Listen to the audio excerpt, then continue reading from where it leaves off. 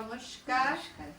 আমরা এসে গেছি আমাদের প্রবাসের রান্নাঘরে আজকে একটা নতুন রেসিপি নিয়ে। তো আমাদের প্রবাসের রান্নাঘরে যেটা মেন এম ছিল যে যেহেতু আমরা প্রবাসে আছি, আমরা সবসময় সবকিছু পাচ্ছি না, তো আমাদের কাছে যা অল্প জিনিসপত্র আছে তাই দিয়ে কি করে নানা রকম খাবার করে আমরা বাড়িতে করে খেতে পারি, তাতে একটু স্বাদ বদলও হয়, আবার একটু খেতেও ভাল লাগে। তো সেরকম আজকে একটা খুব ইজি রেসিপি নিয়ে আজকে আমরা চলে এসেছি, সেটা হচ্ছে ডিম সর্ষে।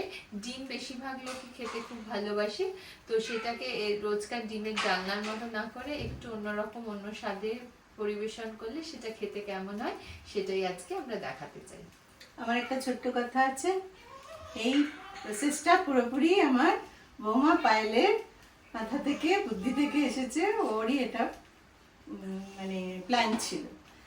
আর সেটা আমার মাথা থেকে এসছে, কিন্তু ডিম খেতে ভালোবাসে বেশি আমার শাশুড়ি আর আমার হাজবেন্ড, তো আপনারাও ট্রাই করে দেখবেন। তো আমাদের কি কি সরঞ্জাম লাগছে, প্রথমে হচ্ছে সেদ্ধ করা ডিম, মাঝখান দিয়ে কাটা, খুবই সহজ, ডিম সব জায়গায় পাওয়া যায়। সর্ষে আপনারা বাটা ইউজ করতে পারেন, আমরা প্যাকেটের ইউজ করেছি, জাস্ট গুলে রেখেছি জলে, আজকাল তো সব জায়গায় পাওয়া যায়। একটুখানি টমেটো পিউরি বা টমেটো আপনারা এমনিও ইউজ করতে পারেন, এগুলো সবই অপশনাল অ্যাকচুয়ালি, সর্ষে আর ডিমটাই মেন।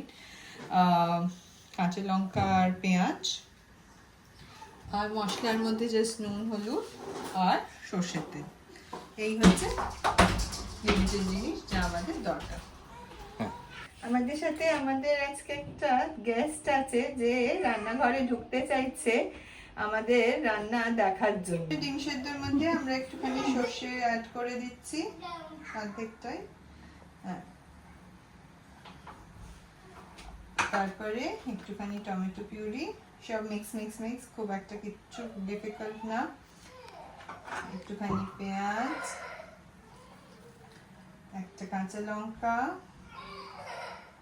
নুন, হলুদ,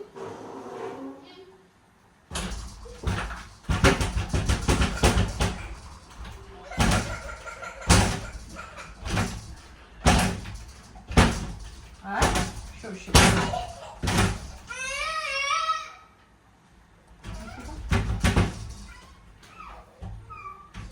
ব্যাস। তারপরে সবকিছু একটু ভালো করে মিশিয়ে নিয়ে আমরা এই রান্নাটা মাইক্রোওভেনে করছি, আপনারা চাইলে কড়াতেও বসাতে পারেন, কোনো অসুবিধা নেই, তাড়াতাড়ি হয়ে যাবে মাইক্রোওয়েভে। যদি না হয়, যদি মানে কোথাও আছেন যেখানে মাইক্রোওভেন নেই বা কিছু, জাস্ট কড়াইতে এটা মিক্স করে বসিয়ে দিলেই হবে। তো আমরা মাইক্রোওভেনে বসিয়ে দিচ্ছি।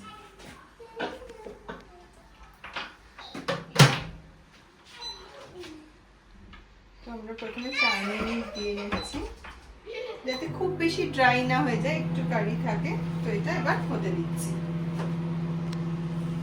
তো এটা আমাদের রেডি হয়ে গেছে ডিম সর্ষে। তো এটা ভাত দিয়ে খেতেই বেশি ভাল লাগবে হয়তো, তো ভাত দিয়ে বেশ মাখো মাখো করে খেয়ে আপনারা ট্রাই করবেন। আমাদের লাঞ্চে এটা ট্রাই করা হবে, আর আমাদের জানাবেন কেমন লাগলো। আর আজকের মতো এখানেই শেষ করছি। Please do like, share and subscribe to our channel. নমস্কার। Please click on the channel icon below to subscribe to our channel.